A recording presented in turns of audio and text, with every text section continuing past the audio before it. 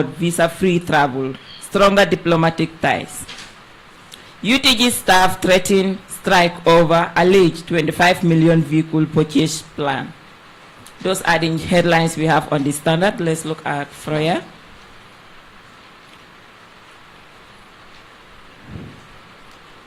Auditor says he was offered $750,000 to stay silent in financial mismanagement at Banjul City Council. U.S. court jail ex-dictator Jammeh's hitman for over 67 years. I think that is the same as Standard. We have GPPA signed MOU which GAM works to enhance transportation and efficient procurement. 17 protesters declined police bail condition. Government ought to ensure access to education for children living with disability. Outgoing GCCI president encourage quality of nominees to contest based on seats. Those are the headlines we have on Freya. And now we look at the Voice newspaper and see. I think we are having almost the same. It says protection without planning risks inflation, says finance experts. That is, and their main headline here says UDP administration denied backing Usaino Dabo for 2025 flag bearer position. And those are the main headlines we have on the Voice. So let's look at them in detail, Mr. Fateh.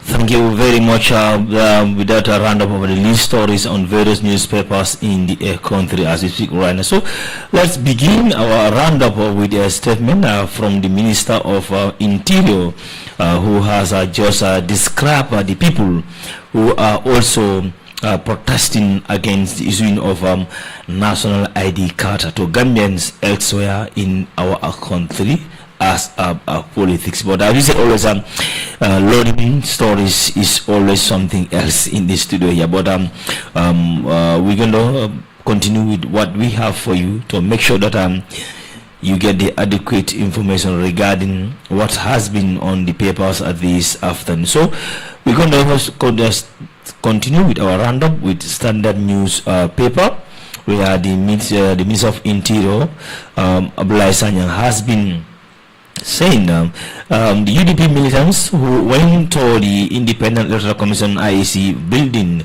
to protest and issue a petition regarding the issuance of a national ID card to Gambians in outside the country, Mauritania, Gabon and Togo to be precise, as their act is purely on politics.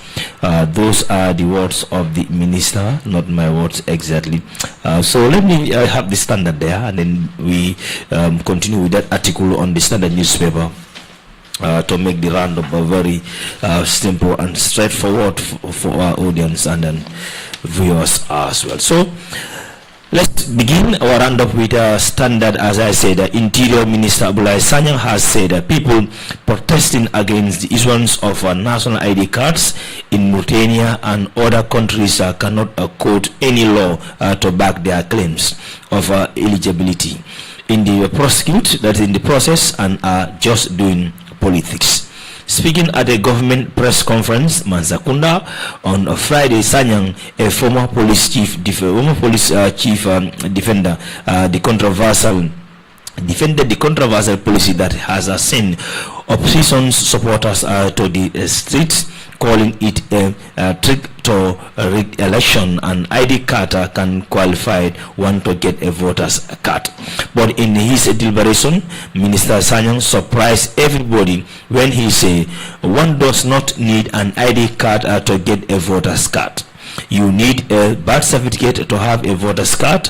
You need an attestation of an alkali to get a voter's card, he said. He went on, I don't know the reason they are complaining, because we had a discussion, the plan protesters are over the matter, and showed them the law which is silence on the issue. Once needed to understand that the state has a duty to serve citizens wherever they are.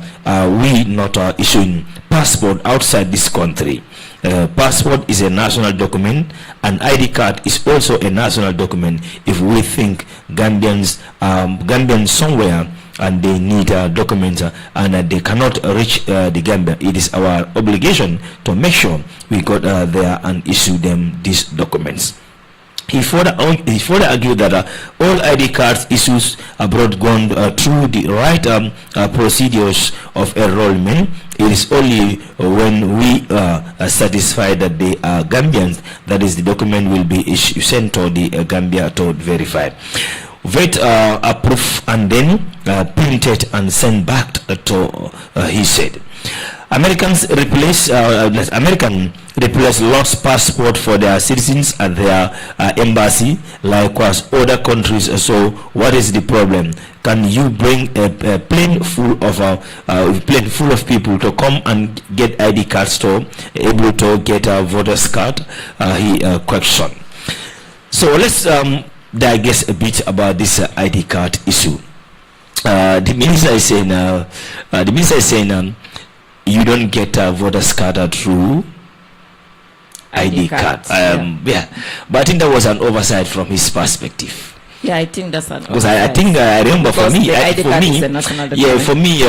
when I went to have an ID card, sorry, voter's card, I only went with my ID card and then I got it. Yeah, but maybe he's talking from the side where when you go to get your voter's card, if you are not with your ID card, you either use your birth certificate. No, he's saying yes. He's saying he don't know the reason why the protesters are protesting, because ID card does not give you voter's card. He went on to say you obtain the voter's card through your birth certificate or alkali's testimony. It's oversight. Maybe it happens to everyone. It was a mistake from the minister's perspective. Yes, it happens. But ID card is a genuine document to obtain a voter's card. Yeah. So we move on to the next item. Today the stories like this. Now they say as the saying goes, they say you can hide but you can run. Yes, a U.S. federal judge sentenced Michael Correa to 810 months prison or 67 years in prison for torture. That's for torture committed in the Gambia in 2006. Judge Christine, who presided over the Correa's trial in April, heard from victims about the impact the torture they experienced at the hands of Mr. Correa and other Jengulas, a hit squad of the former President Yahya Jammeh. Yahya Dabo, a commanding officer in the Gambia Armed Forces who has been tortured by Correa, asked the court to impose a 40-year sentence because Correa must be held fully accountable of his action. When I saw him in Colorado at the trial, he was smiling, showing no remorse. He tried to escape justice. He should not allow to do so. Justice in this case is not only about punishment. It is about It's about restoring faith in the rule of law for victims like me and others, for Gambians too as well. Said Demba Deng, that is Demba Dem, a former member of the Gambia's parliament. I am glad that Mr. Correa received a fair trial. It is more than I had many others receive, but it is important for torturing justice. Mr. Correa was initially arrested in September 2019 by the U.S. Department of Home Security for overstaying an expiry visa. A coalition of Korea's victims, Gambian civil society organization and the International Human Rights Commission organization, including the Center for Justice and Accountability, CJA, and a Trial International call on the U.S. to investigate claims that Korea committed torture. This led to his indictment for torture in 2020. CJA now represents 5 of Korea's victims in the criminal prosecution who co-counsel Kings and Spalding LLP. In April, unanimously jury found Mr. Korea guilty of torture and conspiracy to commit torture at the trial. Evidence established that Mr. Korea was a member of a Jangula notorious death squad in the Gambia. Well, that is the story of the Jangulas. Let's bring this to a proper perspective. I remember when Michael Sankoria was jailed, it started with the former Minister of Interior, Usman Sonko, who ran away, went to Swaziland, and at one point in time of his trial, he was in court for 3 good years without seeing the sunlight. When he came to the courthouse, he said he cannot see clearly because of he was incommunicado for more than 2 to 3 years. So it's like the reflection of the sun affect his eyes. That was just a tip from the iceberg. Then when the trials kick-start, he was also jailed in Swaziland. Another one, Bailo, who was prosecuted and sentenced to prison in Germany by their federal court for his involvement to support to aid the Jangulas to go and kill people. Bailo was a driver. And then Michael Korea is also a notorious name when it comes to Jangulas activity in the Gambia. As we speak right now, Sana Manjang, Mfansu Nyabali, they are all in the hide. They are also hiding. They are not in the Gambia. They run away. They are fugitives still. People are searching them. But this morning on my program, there was a caller who said there are other Jangulas who are in prison right now, but there are other Jangulas too who are very free in the Gambia, like birds, like you and I. They are free, moving, doing enjoyment in the country. So somebody also called this morning to say, somebody who committed that dangerous crime, why should they be allowed to move freely here as well? Yeah, that's right. Someone who committed such a crime by torturing people or killing people should not be allowed to be moving around. Jangulas, they even kill. According to the TRS, I should underline the word. Okay, according to allegedly. Allegedly. No, the testimonies were their own testimony. Let me bring you one Jangula that, I think this is a program that we have to do that because I remember Oya. Something is it Amadou Jallo, but the nickname is Oya. Oya explained how they killed Baba Job. In fact, he took a little role to go to the health center to study daylight where exactly Baba Job is lying at the hospital. And then Baba Job was killed in a cold-blooded on his bed, because he's one who said they bring the bed sheet, cover, whatsoever, others grab his leg, hands, head, and then they make him suffocated through his bed seat until he's dead. So all those things happen, and then these guys are a driver. He's not involved directly to be shooting and the killing, but Bailo was a driver. He's in prison, but the actors are free in the country working. So that's what the caller was saying. That's very right. Someone cannot kill, torture. How will the family of those victims feel? Yeah, they will feel very bad when they see those people around. So I think it is not okay to see them moving around. That caller was very right by saying that. Yeah. And then another interesting. I think they should all face justice. Yeah. So let's go to another social issue in the country. It's two, but let's start with one that has to do with marriage, to be precise. I think that is on everyone's lips in the country as we speak. We have to bring that story before we proceed with anything, because that is an issue that has to be dealt on this program, because of you don't know who might be the next victim, but it's better we stick to the rules and regulation of this land. Is more important than any other thing.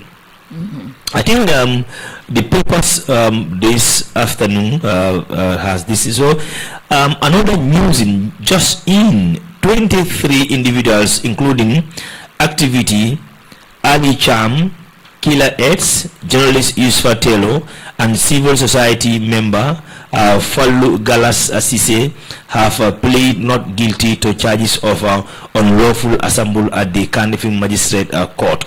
The group was arranged before Principal Magistrate Ture on Monday afternoon following a protest held on the 23rd August 2025 along Kairava Avenue without a license from the Inspector General of Police. According to the charges sheet, the procession was conducted without any lawful authority and was deemed likely to cause a breach of peace.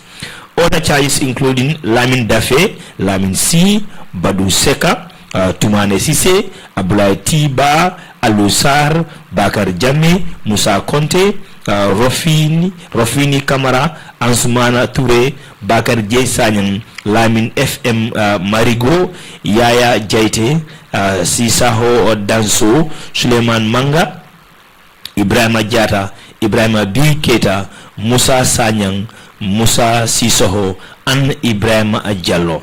All 23 defendants entered plea of not guilty during the court proceedings. So, as we speak here, plenty of crowd at the Cardiff Magistrate Court because of there were almost it was 16. They released the 3. They released all of them, but the remaining 13 refused to go like that. Then the 3 that accepted their bail, and then they were released.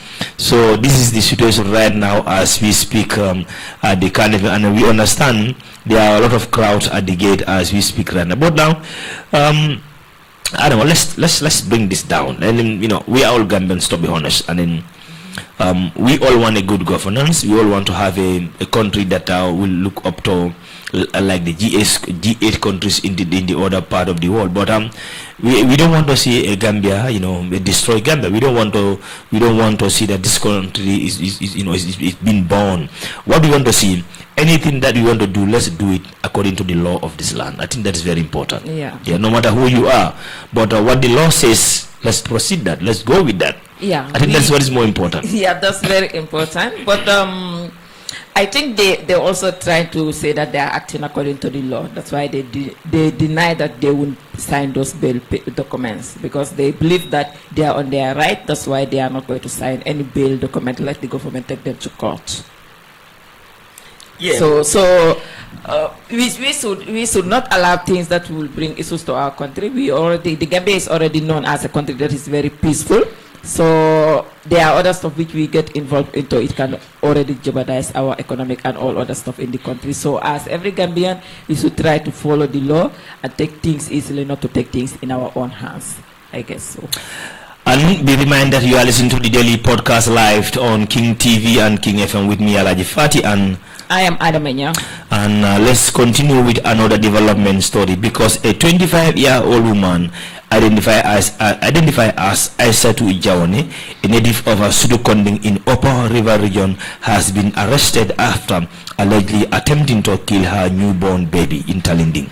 Just hours after delivery, Sawane, who is also trying to escape, who is also married to a Gambian man resident in Spain, reportedly claimed that her pregnancy was far by Ibrahima Kijera, a man from Latrikunda, Piccadilly, but currently living in Farato. A police statement confirmed that during the interrogation, she admitted to being married, but claimed the pregnancy was from her boyfriend. So it's so sad indeed. A young woman, who is married to a Gambian in diaspora, but got pregnant by one guy here. But the paper said Ibrahima, and then after delivery, she decided to go and kill the baby. But as we speak, she is with the Talinding police station.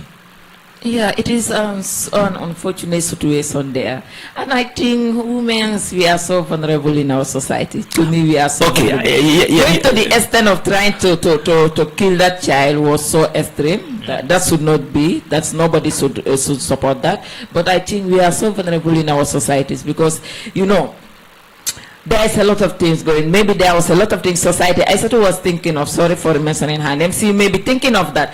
If people see me that I'm pregnant, why I'm married, what will they be saying? My husband, when my husband know that I got pregnant and I got a child, what he may leave me. So with that fear and the fear of what society will say and how people, his husband or his family will react towards her, I think maybe those were the reason why she decided to do that.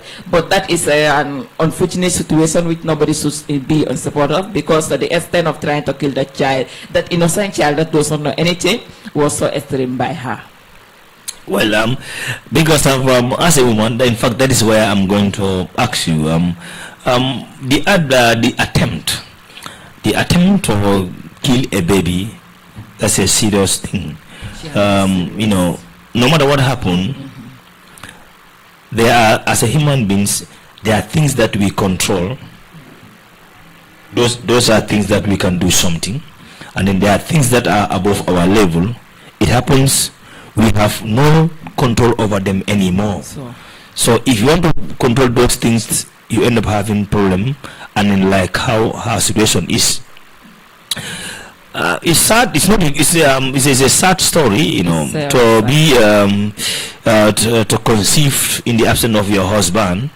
But no matter what happened, it has happened, and then no matter what happened, you know, whether you know you want to be in the married or you know that's going to be the end of the marriage, life matters most. Yeah, life matters. The life of that baby is very important and it matters. So I don't think Aissatou was just in a situation which, you know, I'm not speaking as a one trying to back Aissatou. No, I will never support such action. I will never support such action where someone is trying to end a life of an innocent child. I will never support that. But Aissatou was running. You know, our society, something we have, especially a married woman. They heard that you are pregnant. How will you feel? How will your family feel? How will your relative feel? Maybe someone we may not know. Even Aissatou was rejected by his family. They were saying such of us. So Aissatou, with that fear, and you come to see that the man you got pregnant for is not even someone whom you can rely on. So Aissatou was thinking that maybe this is the only solution. But that was so extreme. No one should end a life of an innocent child just for the sake of trying to protect yourself or protecting your family dignity or protecting your marriage. So I think that was so extreme by Aissatou. But society too, we should stop the blame. We should stop the blame because of blame, I think Aissatou went to extreme.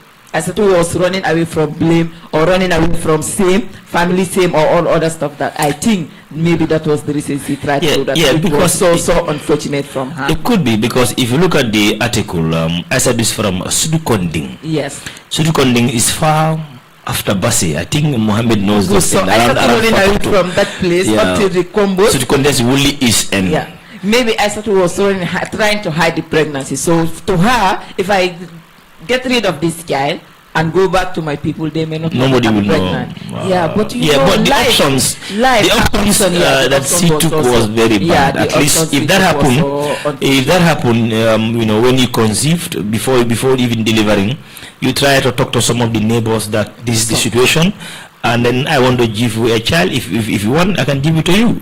Somebody will take it. And family too, I think they should support. Because Aissatou cannot leave her family for about 9 months, or I don't know how long she stayed in the combo, and they never find out what was wrong with Aissatou. If they know that this is the case with Aissatou, they should not try to make her to be a victim, criticizing. No, how about if you say I'm going to my uncle, or you going? Yeah, I'm going to my uncle. So every day you are calling each other on phone. They can only see your face. Yeah, but then where is the uncle? Your family should know that this is the uncle Aissatou is staying with. But the family should know this is the uncle Aissatou is staying with, and they should know what is happening. Of course, Aissatou family, I don't know how the case you came here. They should know. Because nowadays, these semesters, they rent a house for their wives. But still, Aissatou's family should know that Aissatou's husband rent a place for Aissatou, and Aissatou is staying here. So they should be able to monitor that, and they should be able to at least encourage Aissatou, make her to understand, make support her. If you support her at that stage, I think she won't go that extreme. But if she feels that she is left alone in this pregnancy and in this situation, which is so unfortunate for her, she will be trained to think of things which are negative. Yeah, I think this will also take me to my fellow men's side too, because of how you married a woman and then, you know, God rent her a private house. She's staying there alone. You are away for more than 2-3 years. You know, your family members are not visiting her. She's living alone like a queen. I don't think it's advisable. No, Mr. Fati, no. No. It's I have to say it. I have to say it like that. I know, yeah, but that's the reality. But logically, to me, it doesn't make sense because of if even though whereas I marry a woman, I'm outside, and I take an apartment for you, no matter what happens, you must stay with my mom, or you stay with my sister or my brother, but you cannot come and stay alone. You alone, and then you are there for more than 2-3 years. My family members, nobody will set their eye on you. That's dangerous. Yes, your family members should come and see, but it is very advisable to get your wife. Yes, you will be safe. You cannot marry. So you're going to be safe with my family? Yeah, some families, they don't allow you to have peace. Some families, they don't allow you to have peace. You get married, your husband is not here, your husband is not around, you are staying with the family. They start to, everyone will want to control you. They will start calling your husband, saying stuff which you are not even going that way. So the better way is to stay. You can stay with somebody, but I think the most important thing here is to respect yourself as a woman. As a woman, no matter what, have self-dignity for yourself. Okay, let me come there. Yeah. No matter how much you respect yourself, if you are living alone in tough estate alone, forget about the respect that you are talking about. Of course, if you respect yourself, you respect your marriage.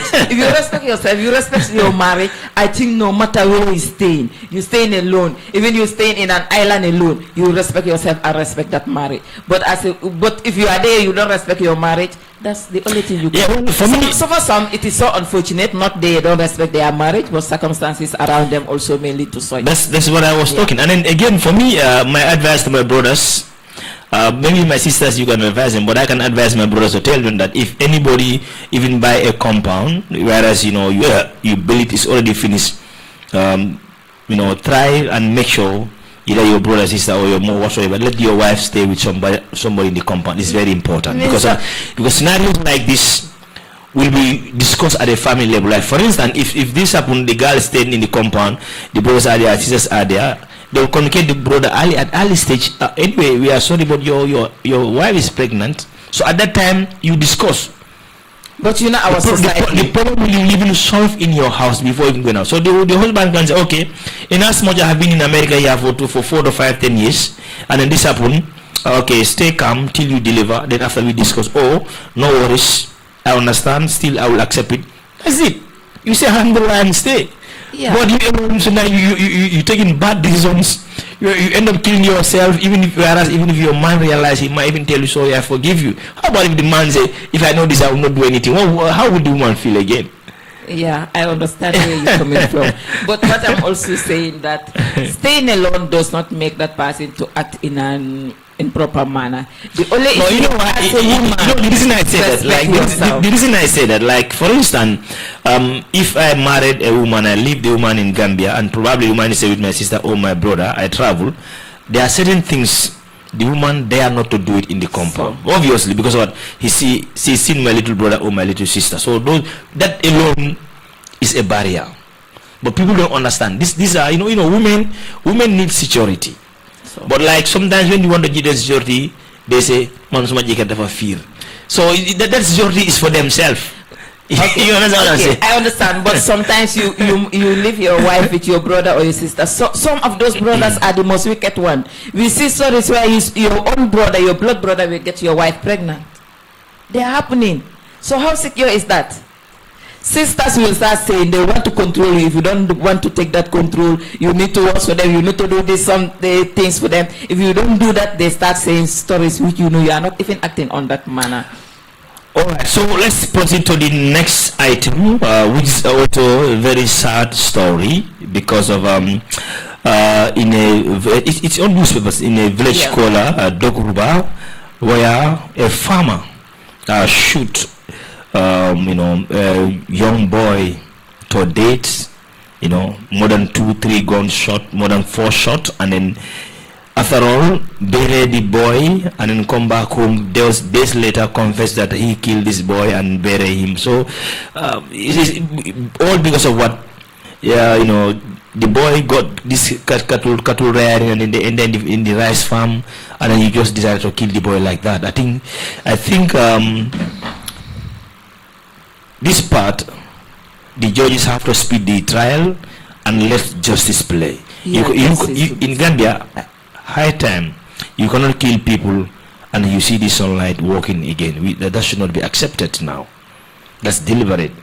Yeah, that case was a very sad case there, because how can you look at somebody, a young boy of 18 years, you shoot that person to the extent of 29 gunshots, kill the person, and you still have the mind to dig and bury that person and start walking out free. You reach to your family, you see your children. How do you feel when you in fact reach home and you see your children's accident? You kill somebody's child, bury that person in the bush, and come and sit at home with your family. Is so unfortunate. So I think judgment should be done, and that person should really serve the crime he committed, because this is really an unfortunate situation. Nobody should end somebody's life just like that. All right, the situation is all not well in that part too. So I think our judicial system, they are trying, because they are taking drastic action against these ugly scenes in the country, but situation like this should not be accepted. No, should not be accepted, because of you know, the boy, the man have a lot of option. You have a lot of option nowadays. Everybody have a smartphone. Take a short video and a pictures of where these cattle are destroying your farmland.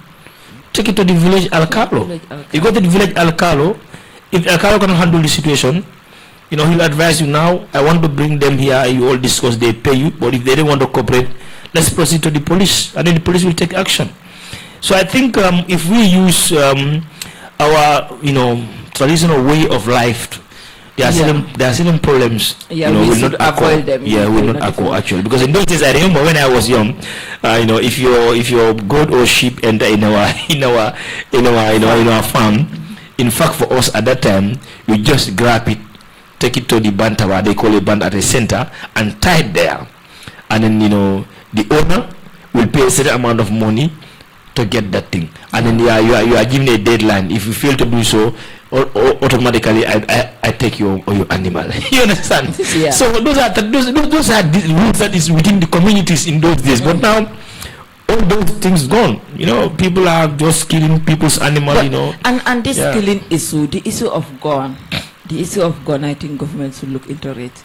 Because how can somebody have a gun? Nowadays anger. No, they say anger issue. Most of them, what they register, they say what they are hunters. They are hunters. So they go and say we are hunters. So sometimes when you are even hunting, you are going to the bush, you carry it. But are they monitoring them? So that is because that is why you can go to the bush. You see your enemy, your greatest enemy, and then you turn around, you don't see anyone, you feel like you are safe, you kill, probably somebody's hiding on the tree looking at you. Because I understand this situation, these boys, they were two. They were three. Three almost. Yes, look at that. Three. So the other two get returned home, and the one that so when these other people get scared and run away, the man could not get hand of them, but he made a mistake by killing this one. Already these guys will go and report. Whereas Lamini, there was a gun shot by this man, but we don't see him. So police come and arrest you. You have to explain. That's why I say anger is so. I think we should also try to manage our anger, because of anger, you follow your anger, you follow your temper, you act in a certain way which you know that if you cool down, you will regret why did I do so. Because if at this moment, if somebody could talk to Mr. Dem, he will regret the action he did, because it is so unfortunate to just end his young life like that. So we should try to manage our anger. If you see such situation, you can just grab the cattle, or you go to, as you said, you go and report to the Alcala and other stuff. But to the extent of going home, picking a gun to come back to kill somebody, that was so terrible. Yeah, so terrible. So we should try to manage our anger. Anger, if you are angry, you act, definitely you regret, why did I do so? Yeah, so I think as we always say, Gambia, there are laws in this country, but these laws need to be implemented, and that cannot be done until and unless our authorities, those who are responsible to take action, they should take action. If you are a police officer, if somebody did something unlawful, don't say let me wait from the executive. No, there are rules that even govern you as your responsibility. But somebody's calling, but we are not taking any calls on this program anyway. So that is the hard fact. That is the reality. I think that will take us to second to last item, because of this week today we want to do on a podcast what does Syria recent conflict tells us about Shahram presidency. So we have to bring in all those stuff in our process. So let's take just a little bit podcast from the BBC team of inquiry regarding the Syrian leadership. So more on that on this daily podcast.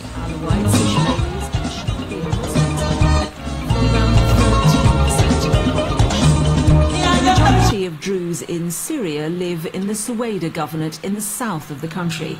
Under Assad's rule, they were allowed some independence. The Druze community have this traditional spiritual leadership, and these leaderships were able to act as the interlocutors with the power of Damascus.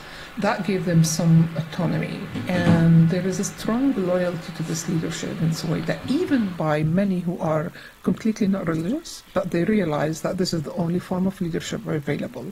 Suwaida is surrounded on the east side by a desert and different groups of Bedouin communities. There have long been bouts of violence between Druze and Bedouin groups, primarily over land. Historically, there have always been clashes between the Bedouins and the people of Suwaida. So there's nothing new in this. What is new right now is that this is coming on the backdrop of a country that is still in conflict and there is no political solution. So there's a lot of tension in the background. Any small clash could escalate to something very big. We have people who have been pushed to the extreme in their mentality and their practices. To Suwaida's west lies the state of Israel.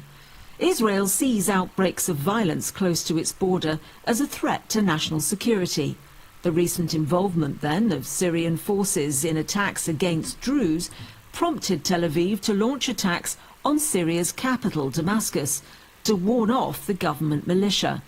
This led to another layer of complexity in the recent conflict. Israel immediately interfered to try to stop the advancement of his forces. They didn't want any army in that part of Syria. So Israeli...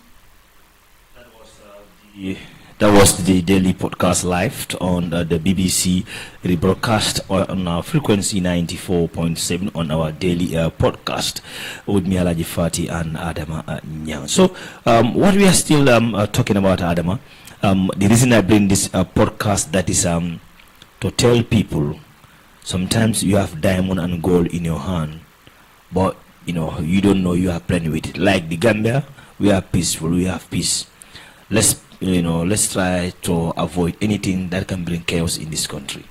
Yeah, we should. I think it is the responsibility of all of us to try to maintain peace and stability in our country, because if a country is peaceful, everything is possible. There is more opportunity for development. But if a country is full of chaos, there is no peace, I think it can develop. So as citizens of this country, we should all try to maintain peace and not to take the law or any other stuff in our hands. If we find ourselves in circumstances which we know that we feel that we are oppressed or we are not given our right, we should, I think, follow the due law or follow the right way to work on it than taking law in our hands. Because peace is important. A peaceful nation can go far. All right, let's go to the Cardiff Magistrate Court as we speak right now. The youths are gathered there because of the 16th who were arrested, reduced to 13. Went to the courthouse to defend their case because they were accused of breaking the laws. The youths are saying they don't break any law in the country. But what's more important? What's more important that here, like anything that we are doing, let's do it with peace and respect. That's what's more important. So, and then another one interesting, Talib Ahmed Bensouda, Local Government Commission of Inquiry, have him today in their cross-examination. I think the government's the creation of this local government, inquiry. Let me actually just one your take on that. How do you see that the setup of this local government commission? Yeah, the setup, the commission, I think, is something fair, but I think those conducting the commission. I think governments should look into it. Yeah. I'm not trying to criticize or to glance anyone, but like, if you are to conduct a commission, I think it should be independent. Yeah. You should bring people that we know that these people are going to be independent. They conduct the inquiry. But to that, I think government should look into that for other inquiries. Let them bring independent people to conduct it. All right. Adama, I think we have, exhaust our time for today.